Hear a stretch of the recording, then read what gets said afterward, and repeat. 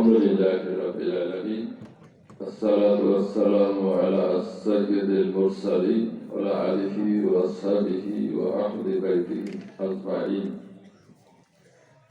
মরহুম আলহাজ কাজীউদ্দিন সরকার হাফিজের মাদ্রাসা এবং এতিমখানার উন্নয়ন কল্পে শিবপুর মরহুম আলহাজ কাজীউদ্দিন সরকার হাফিজের মাদ্রাসা এতিমখানার মাঠ প্রাঙ্গণে অনুষ্ঠিত তাফসীরুল কোরআন ওয়াজ মাহফিলে সম্মানিত সভাপতি জনাব আলহাজ মোহাম্মদ ইউনুস আলী, সাবেক অধ্যাপক মহিমগঞ্জ আলী মাদ্রাসা এবং সভাপতি শিবপুর এলাকার জমায়েত, উপস্থাপক জনাব মাওলানা মোহাম্মদ ইসমাইল হোসেন, সাবেক প্রিন্সিপাল শিবপুর ফজলিয়া ফাজিল মাদ্রাসা। আজকে এই তাফসীরুল কোরআন মাহফিলের প্রধান বক্তা মুফাসসিরে কোরআন বিশিষ্ট ইসলামী চিন্তাবিদ অধ্যাপক মাওলানা আনোয়ারুল ইসলাম সাতক্ষীরা। দ্বিতীয় বক্তা জনাব Mohammad Abdul Salam নাটুরি, MM double first class. ওনার নামে নাটুরি কিন্তু সিট করে লোক, আপনার চেনেন তো ওনাকে। যাই হোক, তৃতীয় বক্তা মোহাম্মদ আবু রহমান বিন আব্দুর রহমান, রাজশাহী বিশ্ববিদ্যালয়। আজকের এই প্রোগ্রামের আহ্বানে জনাব আবুল কাসেম সরকার, সভাপতি শিবপুর মরহুম আলহাজ কাজীউদ্দিন সরকার হাফিজের মাদ্রাসা। আমাদের বাংলাদেশ জামাত ইসলামী সেক্রেটারি শিবপুর ফজলিয়া মাদ্রাসা সহকারী অধ্যাপক আমাদের আশরাফুল ইসলাম রাজু ভাই, আপনার সম্মানিত মুরব্বী আব্বার নাম তো বললাম, আপনারা যারা এখানে উপস্থিত আছেন, মুআজ্জাজ উলামায়ে কেরাম, আপনাদের মধ্যে যারা আমার শ্রদ্ধেয় বড় ভাইগণ আছেন, আমার বন্ধুগণ আছেন, আমার ছোট ভাইয়েরা আছেন, পর্দার অন্তরে আমার মা বোনেরা আছেন, সবাইকে আমি অভিনন্দন জানাই। আজকের এই রাত্রিতে শীত তো শুরু হয়ে গেছে, এই রাত্রিতে আপনারা কষ্ট করে এই তাফসীরের বয়ান শুনছেন। কি জন্য শুনতেছেন বলেন দেখি? কোরআনকে ভালোবাসেন, তাই না?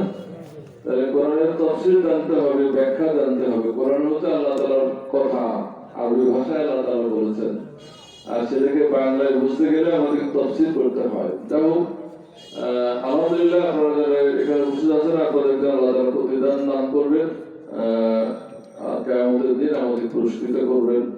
আর বড় পুরস্কার পাওয়া যাবে যদি যে তাফসীর আমরা শুনলাম এরা যদি আমাদের জীবনে বাস্তবায়ন করি। কি বলেন, তাই কিনা? তাফসীর খালি শুনবেন নাকি আমাদের জীবনে এটাকে পালন করবেন? পালন করতে হবে। কোথায় কোথায়? ব্যক্তি জীবন, পারিবারিক জীবন, সামাজিক জীবন, রাষ্ট্রীয় জীবন, অর্থনৈতিক জীবন, আদত ওগুলো আছে, সভ্যতা সংস্কৃতি সবটাতে মানতে হবে। তো সবটাতে মানেন, দুনিয়া জীবনের সমস্যার সমাধান হবে, আখিরাতে আল্লাহ তাআলা জান্নাত দান করবেন, বাঁচাবেন কোন থেকে? দুর্ভোগ থেকে। যেমন এই তাফসীরে আমাদের মুফাসসিররা করবেন। তা আমার কথা শেষ করতে চাই, আমার গাইবান্ধে একটা হাসপাতাল আছে, আমি এখানে এখনো পর্যন্ত আমি রাত্রিতে অবস্থান করি, আমার একটা গাড়ি আছে, আমি যাই আবার ঘুরে চলে যাই। আর যদি ঢাকা যাই তাহলে তারা ফিরা যায় না। রাতে আবার 20-25 জন রোগী থাকে, তাদের একটা এক নজর করে দেখতে হবে, তাদের চিকিৎসার বিষয়টা কেমন হলো। যাও, আমি আপনাদেরকে ছুটি দিতে চাই। আমি হলো 2018 জাতীয় সংসদ নির্বাচন করেছিলাম 4 দলের ব্যানারে দাঁড়িপাল্লা মার্কায়। সেই দাঁড়িপাল্লার উপর তো টানাটানি করে দাঁড়িপাল্লা নাই, কি বলেন? এখন হলো 4 দলের প্রার্থী ছিলাম, সেই সময় আসছি এসি করে আমি একসাথে কাজ করছি বিএনপির ভাইদের সাথে, 4 দলের সাথে। 14 সালের নির্বাচন তো বিনা ভোটের নির্বাচন, যেমন 3টা নির্বাচনে প্রহসনের নির্বাচন হচ্ছে, ব্যাখ্যা দেওয়া লাগবে না। আর একটা অন্তর্বর্তীকালীন সরকার আছে দেশে, বর্তমানে যে সরকার ছিল বলছিল যে আমরা দেশকে একেবারে উন্নয়নের শিখরে নিয়ে গেছি, তারা নিজেরা আর নাই। যাবো, তাদের ব্যাখ্যা তারাই জানেন। আর এখন হচ্ছে যে এই সরকার সামনে সংস্কার করবে, শৃঙ্খলায় আনবে দেশটাকে, তারপরে একটা নির্বাচন দেবে। সেই নির্বাচনে জামাতের পক্ষ থেকে আমাকে নমিনি ঘোষণা করা হয়েছে। আর এই যে 16, 17, 18 বছর আমি বাড়ি গোবিন্দগঞ্জ, হরিরামপুর বড়দহ ব্রিজের পাশে আমার বাড়ি। আর এরপরে এখান থেকে মানুষ হয়েছি, গোবর্ধন হাই স্কুলে পড়ছি, তারপরে মেডিকেল কোর্সে ডাক্তার হয়েছে। এখন যাবো 30 বছর থেকে গাইবান্ধার আগে ক্লিনিকে প্রতিষ্ঠা করেছি আমার মায়ের নামে। আর ওইটার মাধ্যমে মানুষের খেদমত করি কিভাবে, যে আমি উন্নত চিকিৎসা দিই আর স্বল্প মূল্যে দিই, যা যেরকম খরচ তার কিছু কমাই দিই যাতে মানুষের সুবিধা হয়। যেমন এটা করছি যাতে আল্লাহ জবাব দিতে পারে।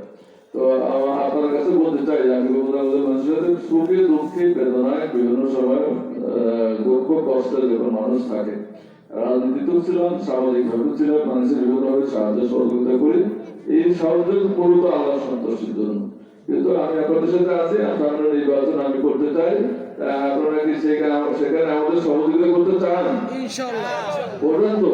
ইনশাআল্লাহ। তাহলে আপনারা দোয়া করবেন যাতে সেই নির্বাচন আমি কাজ করতে পারি। আপনাদের পক্ষ থেকে গোবিন্দগঞ্জকে একটা বৈষম্য মুক্ত একটা কল্যাণ রাষ্ট্র আমরা পরিণত করতে চাই, একটা মানবিক রাষ্ট্র কায়েম করতে চাই, যেখানে সকল মানুষের অধিকার সংরক্ষণ করা হবে, লুটপাট হবে না, ব্যাংক ডাকাতি হবে না, টাকা বিদেশে পাচার হবে না, তারপরে মানুষের যার অধিকার সে নিজে নিজে পেয়ে যাবে।